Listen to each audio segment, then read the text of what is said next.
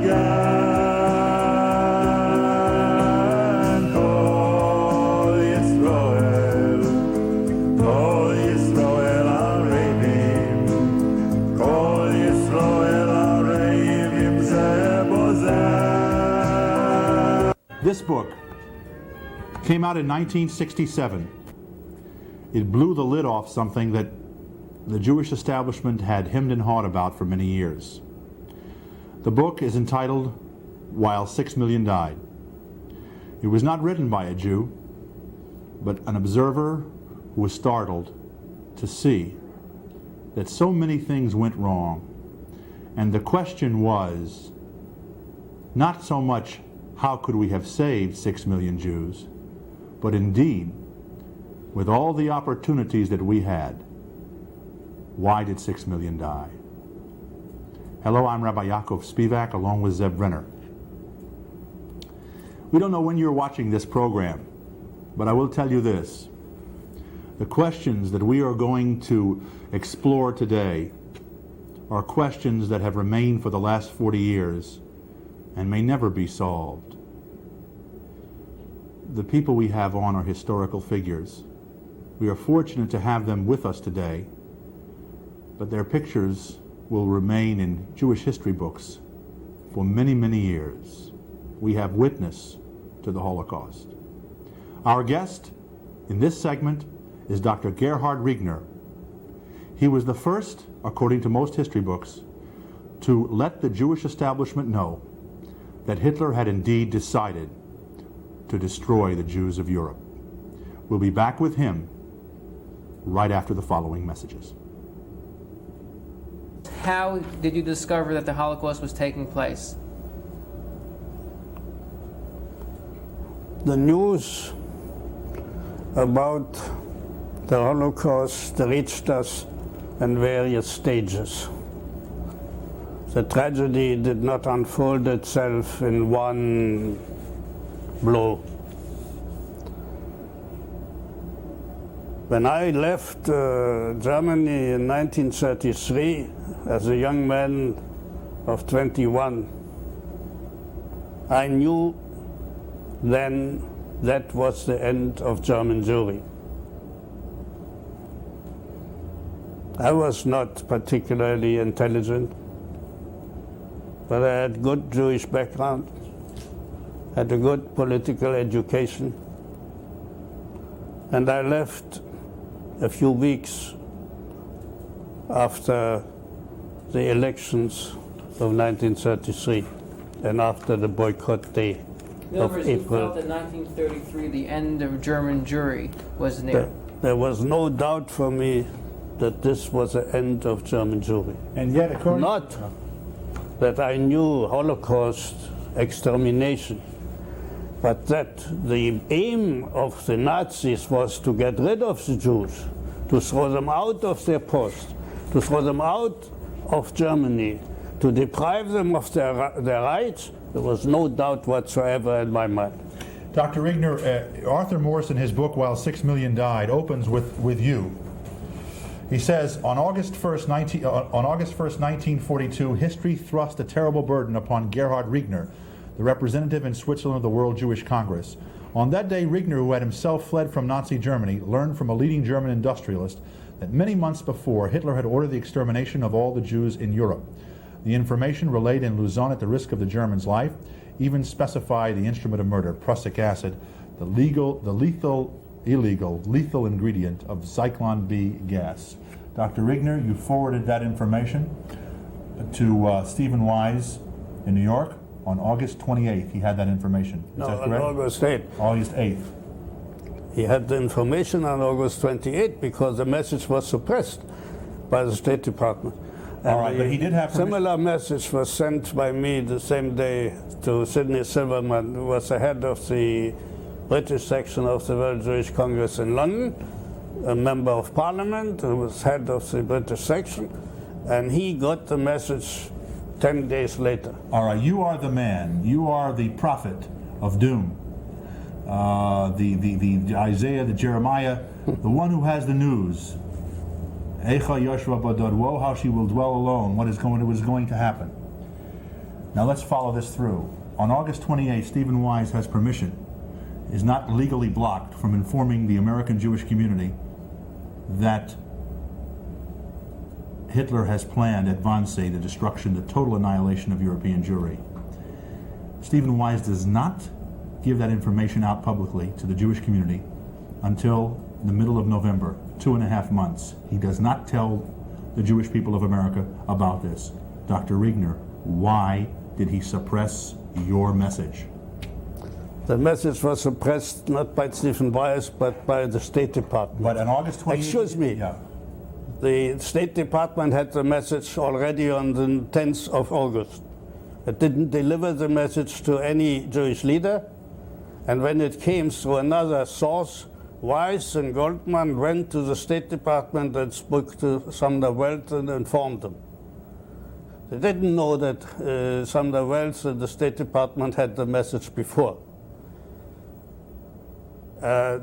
Nobody believed it in the State Department, and they discussed it, and the State Department insisted that they should verify it from other sources.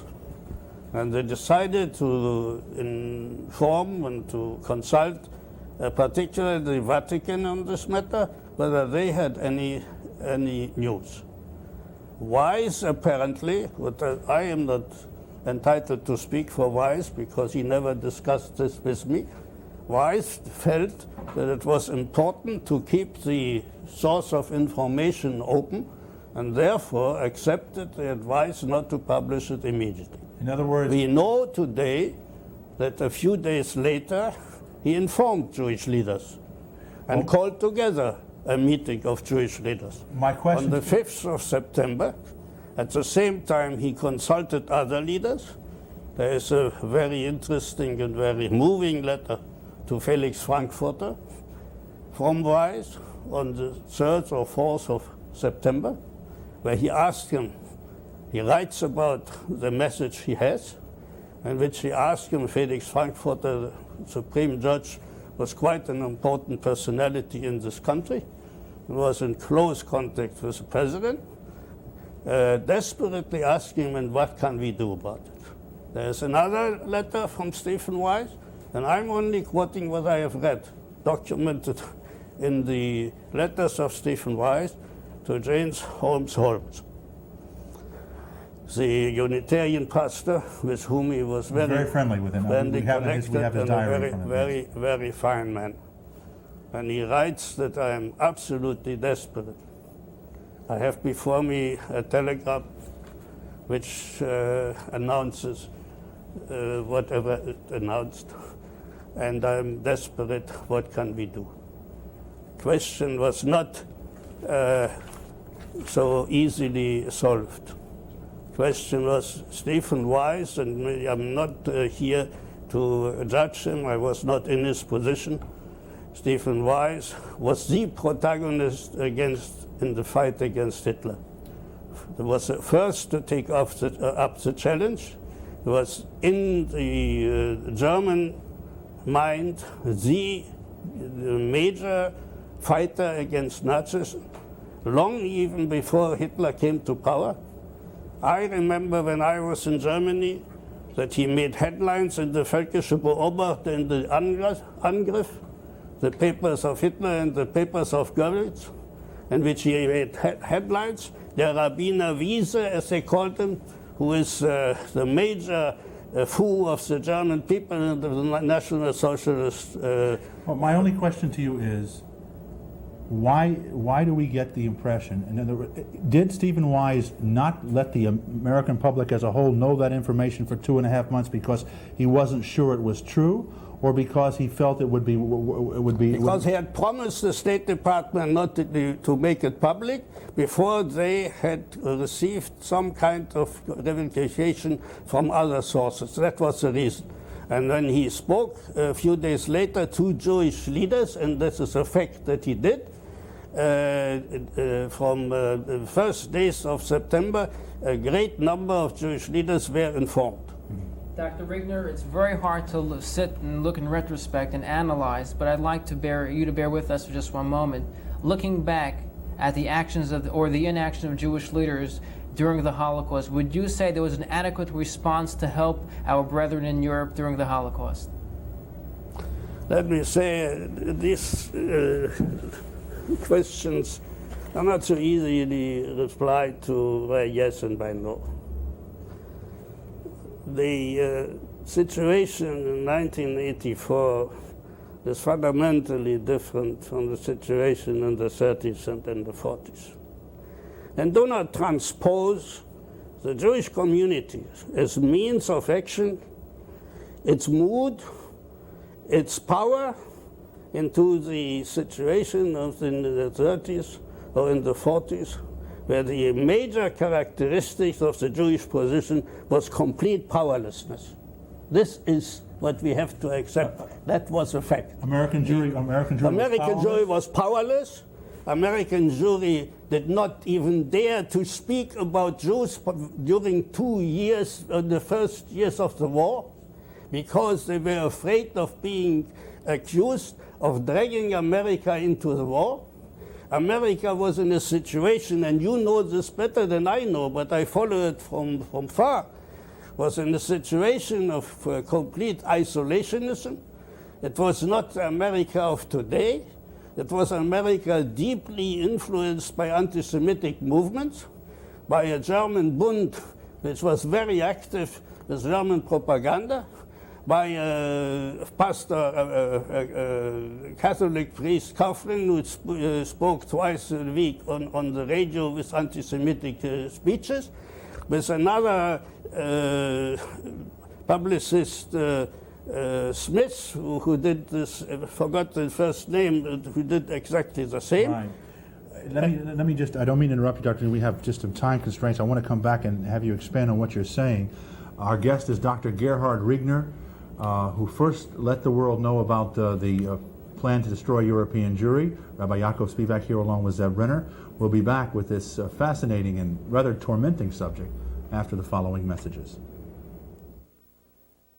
The fact, a major meeting of children of Holocaust survivors addressed by Elie Wiesel on this day that we're taping. Obviously, pardon? I spoke there today myself. You spoke there today, okay. Obviously, the subject is very, very alive and very agonizing, and people want to know what happened. And it didn't end with the survivors themselves. Their children grew up in houses where their parents were obviously suffering from having your childhood ripped away from you. There are stories that are well known about children who watched a mother stuff food in the refrigerator and keep it there while it's rotting because she's afraid she wouldn't have it the next day, or put food underneath the pillow, from the horrors that, thank God, this generation didn't see personally. And obviously it affects us, and they want to know why. What could have been done? How could I have had my mother and father not go through this? Or the survivors themselves said, why couldn't I have had a normal childhood? So we're still agonizing over the question. As an individual from history, we have asked you to come here. We know that reporters don't always give back what you say. We know that you can say one thing and that it can be distorted. And so it is in the spirit of that realization that I ask you this question. Here are two different articles from Jewish newspapers. One said, quoting you, Dr. Riegner, one says, did U.S. Jews do enough? The man who sent the 1942 Holocaust alert from Geneva says no. In this article, you are quoted by a reporter who says that no, you said no, not enough was done. Now, that's one article. I want to show you another one from another paper. First man to warn of Holocaust. American Jews did everything possible to help imperiled co-religionists. So here we have what we call in Talmudic terms a stira, a contradiction. One paper says, quotes you as saying that the Jews of America did not do enough. Another paper quotes you as saying that they did everything possible. So we have the man here with us on this television program. Which one is right and which one is wrong? Of course we didn't do enough, no question about it. The question is what we could have done and how many we could have saved. And when we could have done something more, and the question is usually wrongly put, American Jewry and America and the Western democracies could have stopped Hitler before it came to the war. How so? In 1933, in 1935, in 1936, when Hitler moved into the Rhineland, when he occupied the Rhineland, it was 36, 3 years after he came to power. Read the memoirs of the German generals, how they were trembling about what the reaction of the Western democracies would be when they occupied the Rhineland, against the rules of the Versailles Treaty, against the rules of the Locarno Treaty. Nothing happened. The democracies didn't react. There you could have stopped Hitler. And perhaps still in 1937. Perhaps in 1938, I have my doubts, when the Czechoslovakian crisis. But the Jews were divided. American Jews were completely divided in 1933, how to react to Hitler. The Western democracies were divided. The Western democracies were pursuing a policy of appeasement towards Hitler. No war, no challenge to Hitler. And if we as Jewish people would have reacted differently in 1933 and were united in a forceful organization which we were not in 1933, 34, 36, and perhaps even later, the whole fate of European Jewry may have been avoided. My question to you, one follow-up question. Sitting where you were was Edwin Black, who wrote a book about the transfer agreement, that 60,000 German Jews were allowed out because the Zionists in Israel in 1936, I believe it was, made a deal with the Germans. 33. It was what year? There was a deal with the Germans. The deal was 34, yeah. There was a boycott, a world boycott of Germany, and I believe that Stephen Wise of the World Jewish Congress opposed the boycott. I'm not sure. He was for it. He was for it. Protagonist for the boycott. He was for the boycott. Yeah. All right. My question is, help you in the historical thing is that the World Jewish Congress and the conferences, the preparatory conferences of the World Jewish Congress supported the boycott and strongly helped in the organization. I understand that. And proclaimed it in Geneva a number of times. And when the Germans came to the Zionists in Palestine and said to them, we will let 60,000 German Jews go. I never said this.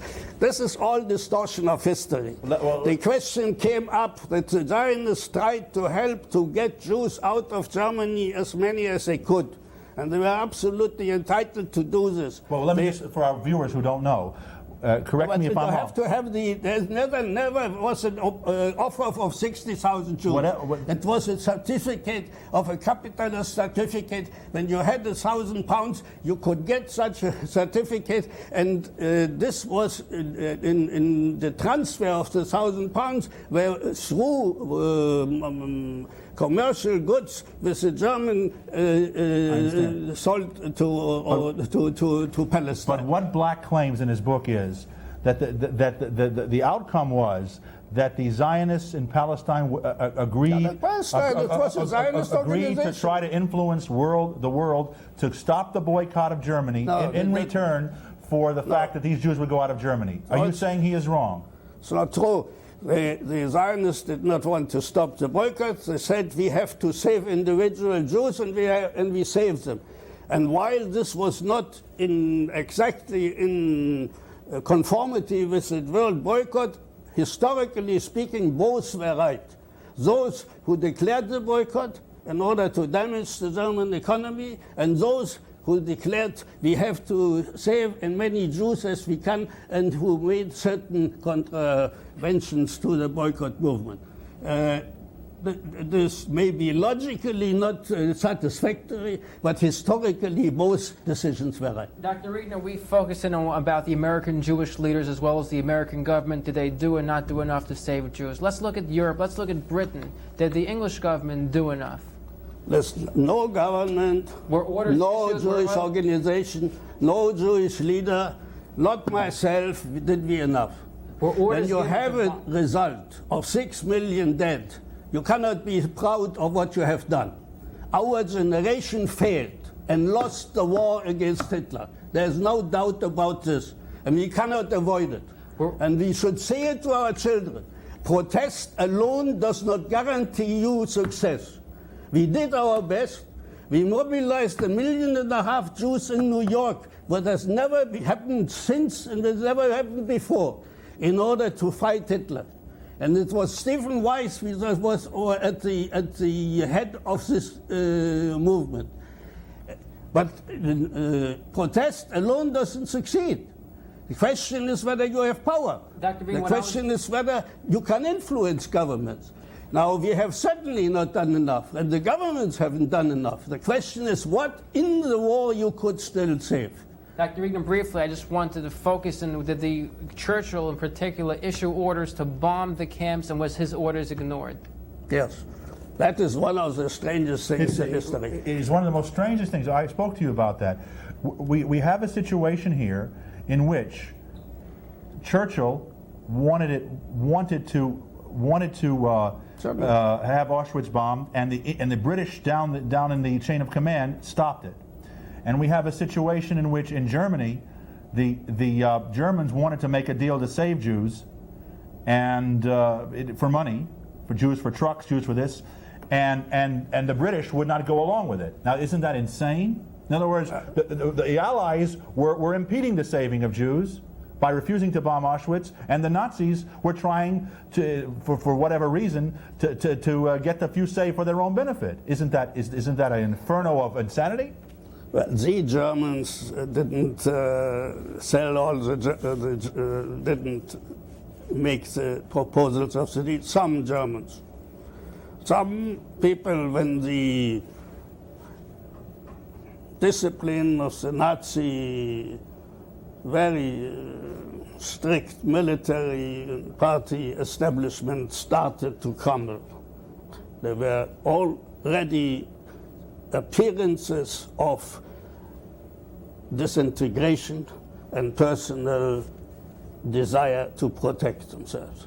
This is really what happened, and how far these offers were seriously, you could only test them when you negotiated with them. Now, I personally am very skeptical that we could have, in this way, saved great numbers. I'm not saying that we couldn't have saved small numbers, because small numbers were saved. Kastner brought out a few thousand, the Aguda brought out a few thousand, Storch of the World Jewish Congress in Sweden brought out a few thousand.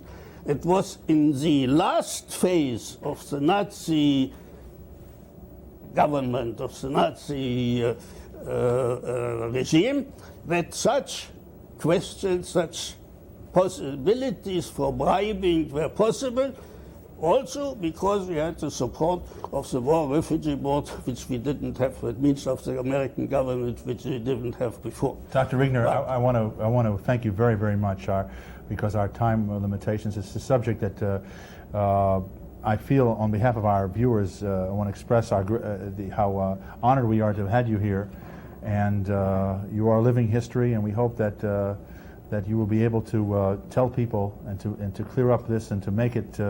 Make the story of what happened known, so that, God forbid, it never happens again. On behalf of Zev Brenner, I want to express the great honor it was for us to have you. I'm writing my memoirs now, and I will tell the whole story as I see it. Thank and you. you will in 2-3 years have it. After reading about you in the pages of the book, it's just wonderful to see you in person. Thank you for joining us. We'll be back. Rabbi Yaakov Spivak, along with Zev Brenner. Our guest has been Dr. Gerhart Riegner, the first to let the world know about the Holocaust and the plan to do it. We'll be back with another person who walks the pages of history, Yitzchak Ben Ami, coming up after the following messages.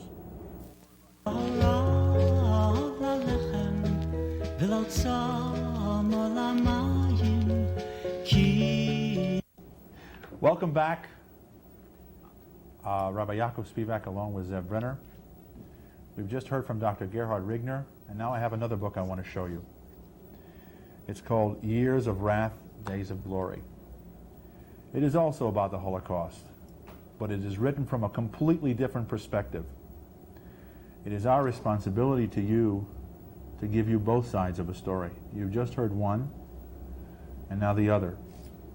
This book is written by a hero in Jewish history, a man who did not follow the Jewish establishment and operated his way. He is Yitzchak Ben Ami. Mr. Ben Ami has been called the father of Jewish activism in America for what he did, as well as a great hero in Israel, in the establishment of the State of Israel. I want to welcome you to the program, Mr. Ben Ami. I'm a little bit, and both of us, Zev and I, are a little bit shaken at the emotional power that we have just heard Dr. Riegner express his points of view. Instead of us asking you questions, let's just turn it over to you for any reaction to what our viewers heard in the first half. And you might just preface it with what he said, so in case those just tuned in didn't hear it. I believe that Dr. Riegner was emotional. He does get emotional often when the questions are put to him as bluntly as you did. After all, he was in a position of responsibility as far as the World Jewish Congress is concerned.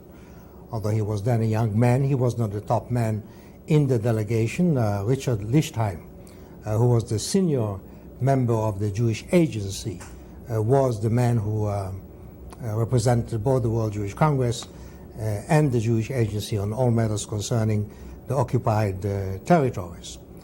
However, over the years, the fact that he took a message to the American legation has put him in the spotlight. And since then, he has had to answer a number of questions that have arisen, and he gets a little bit disturbed. Well, if I would be in his place, I would also get disturbed, because the record of the Jewish establishment, beginning with Chaim Weizmann, Stephen Wise, Nachum Goldman, and Ben Gurion during those years, is a record of catastrophic results, terrible, confused reaction to the historic events, and in general, a floundering and floating around without knowing exactly what to do and how to react, and adjusting from month to month, from sometimes even from event to event, certainly from year to year, to what was going on. Mr. Ben Ami, you were involved in that period of time as a member of the Irgun, a group which was founded on the principles of Zev Jabotinsky, and you were involved in the saving of thousands of Jews from Europe, smuggling them into Palestine, as well as in the creation of the State of Israel. Can you tell us, during those years, was the Irgun helped by the establishment in smuggling Jews to Palestine? Were they hindered by the establishment? Your question is to the point. Because what you are raising is the basic difference between our concept of what was developing in the 30s to the concepts of the Jewish establishment, including the Zionist establishment. This is the crux of the whole thing. It is even the crux today. We predicted, Jabotinsky predicted, beginning in 32, that terrible things are going to happen. He didn't know about crematoria, he didn't know about gassing, he didn't know about burnings, but he said terrible things are going to happen. Whether there's going to be a war or not going to be a war is even beside the point, because the climax of the economic and social and philosophic and traditional powers that were churning into Central and Eastern Europe are such that the Jews are going to suffer seriously, and in the process they may be even destroyed. And this was, the beginning of this prediction was in 32. It evolved further in 35 when the New Zionist organization was formed in Vienna. Jabotinsky, for the first time, the revisionist organization. the New Zionist was an outgrowth of the revision, in which the first time he said, we have to think about an exodus, about an evacuation of Europe. The first time, the reaction to it was terrible, beginning with Stephen Wise in New York, with the Davar Labor Daily in Israel, in Palestine, throughout the world, in Poland, in Jewish organizations, Jewish meetings. He was pelted with eggs and tomatoes, was called every name under the sun, that he is collaborating with anti-Semites to take the Jews out. And his answer was, when a village lives in the shadow of a volcano, and you are going to try and tell those people and the village that the time has come to move, is this the betrayal of the people, or is this the right thing to do? The whole concept of mass movement out of Europe was followed by us even in our immigration work, which we started rather late in 1937. We didn't have the money then, we didn't have the money before, and we didn't have the money afterwards to really do it on a mass scale. But we brought tens of thousands of people out. We would help. During the war when the Holocaust was taking place, Jews were being killed daily in the thousands. We couldn't, this was too late already. Our immigration work stopped around the middle of 1940. Do you agree with Dr. Riegner's portrayal of Stephen Wise? Stephen Wise is a tragic figure in Jewish history. Dr. Riegner knew him by correspondence, by telegrams.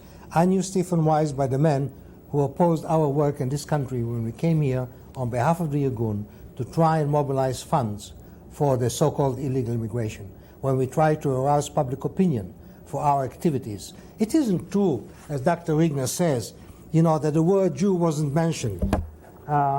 We mentioned it. We mentioned it all throughout our campaign here. Here, take this ad, for instance. It caused a terrible turmoil. It almost caused an apoplexy amongst the establishment leadership. The word Jew was suddenly on the front page and a full page in the New York Times. We brought issues from that moment onward till the State of Israel was formed. We did not stop our campaign. I'm familiar with Father Coughlin. I'm familiar with Gerald Smith. I'm familiar with the Bund. Mr. Riegner said in Switzerland. I went to Manhattan Center and I went to Yorkville and 86th Street and Lexington Avenue and York Avenue. I have faced them. I went to the meetings. Somebody once joked, he said, one is my one ear a little bigger than the other. I said, well, it was an encounter. I've never forgotten this encounter. But this is where I was, so don't tell me, no one can tell me about anti-Semitism in the United States. We were aware of it, but nothing happened because of that.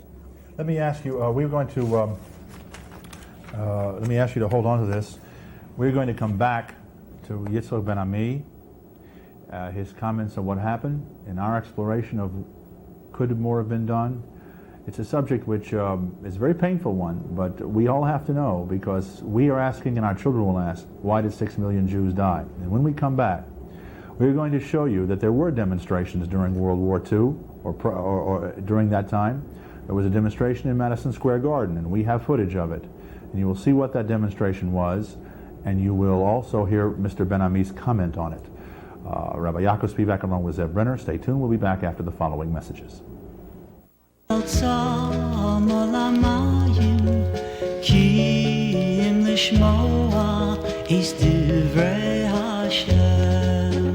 Speaking with Yitzhak Ben-Ami, a former member of the Irgun who helped smuggle Jews out of Europe prior to the Holocaust, as well as getting involved in helping establish the State of Israel in 1948.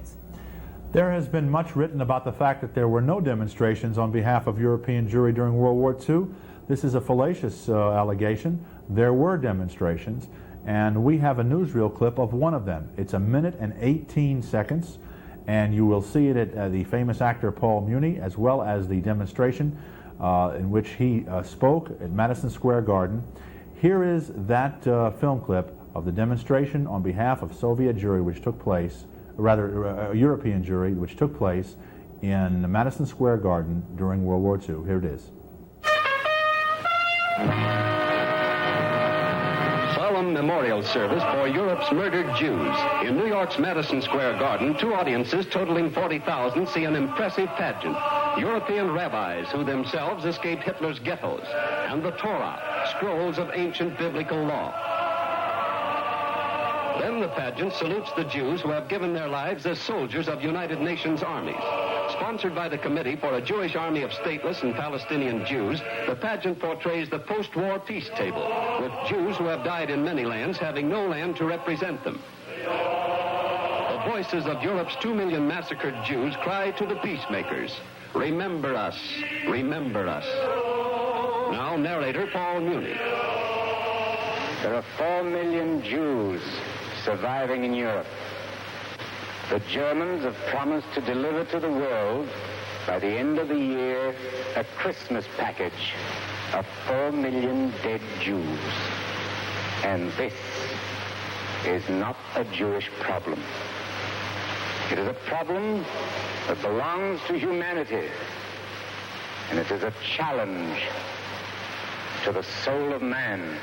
That was a demonstration before the Holocaust and during the Holocaust about what Jews were doing to protest what was going on in Germany.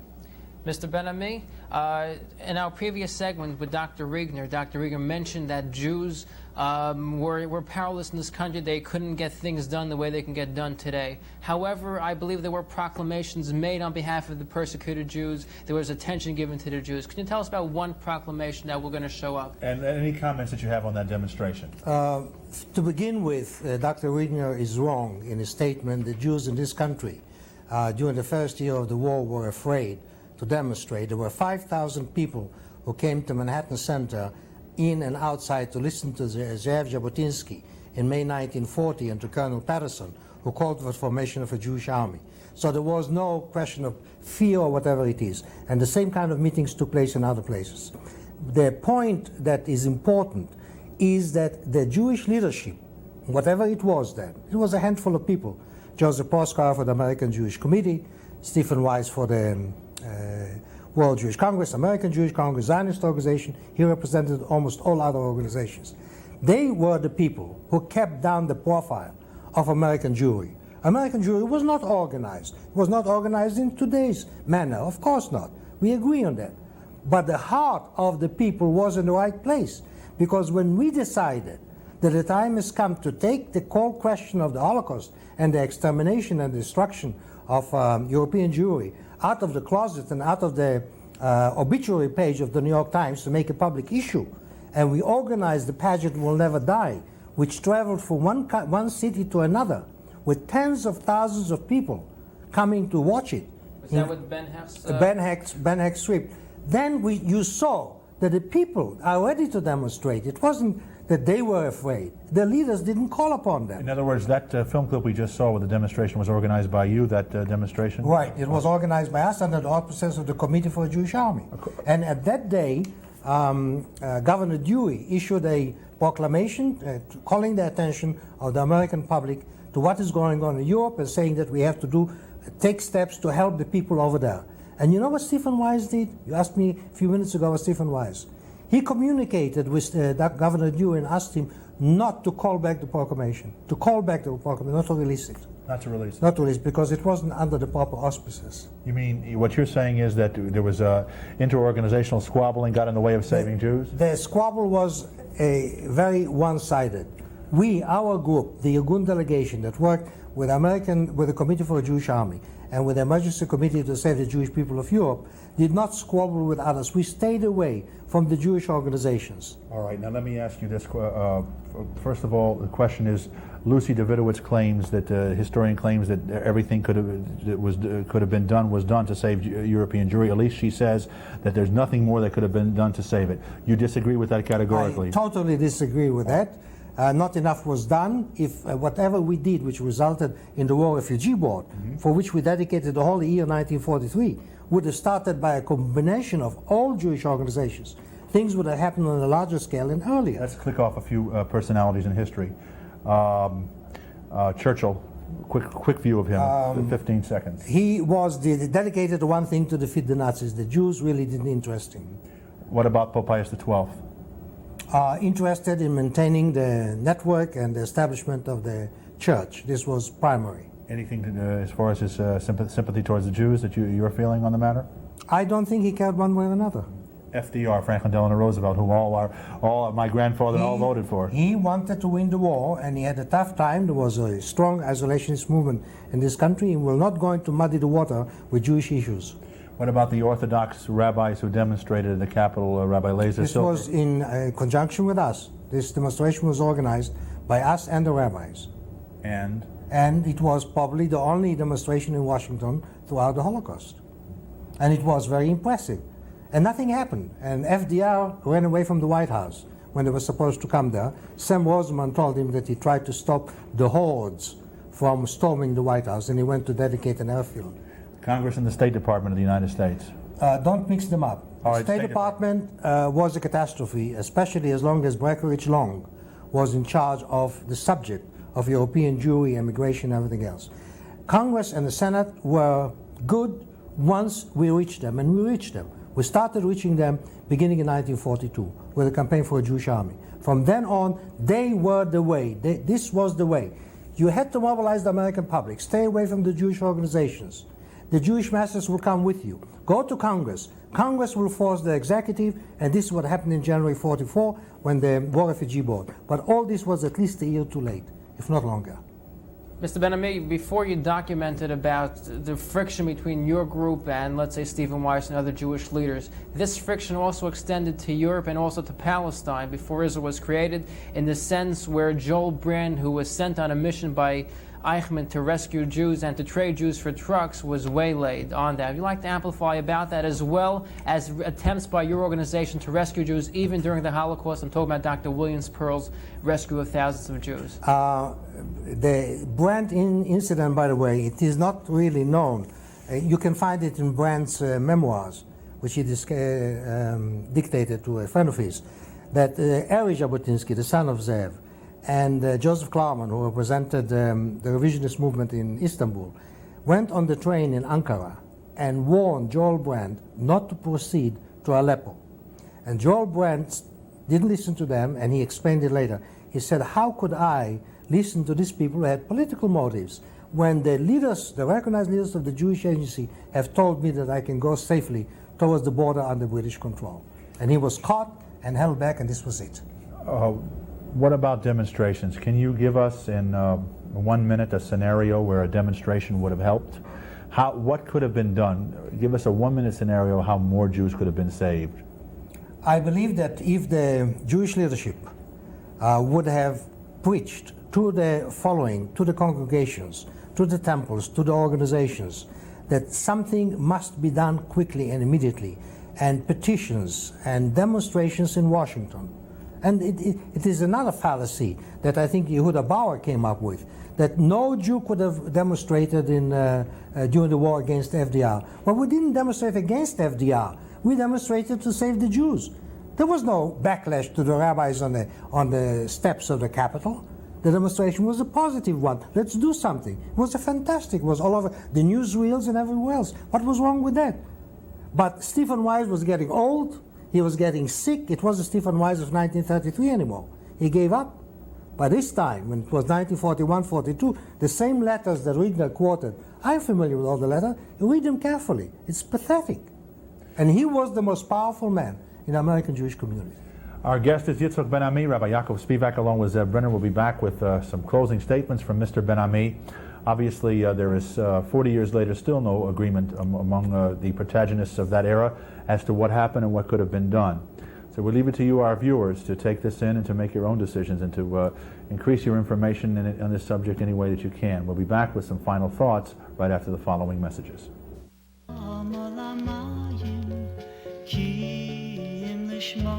Welcome back. This is Zev Brenner, along with Rabbi Yaakov Spivak. We're speaking with Yitzhak Ben-Ami, a former member of the Irgun. Mr. Ben-Ami, in the first part of this program, we had on Gerhart Riegner, who refuses to, who says that, if I remember correctly, that enough was not done, but he does not point an accusatory finger at American Jewish leadership. You are here in the last minute and a half that we have, a man who ran around this country and who watched the European jury die despite your pleas. Do you point an accusatory finger towards American Jewish leadership? Of course I do. I mean, I have no doubt in my mind. As you asked me before, what keeps me going? Well, what keeps me going at my age is the feeling of duty that I have, that the record has to be straightened out. You see, all the history books that have appeared, Bauer, Lacour, Lucy Davidovich, you go down the line, they're all written by people who belong to the establishment. There is no anti-establishment or outside counter-establishment literature at all. My book is a unique one.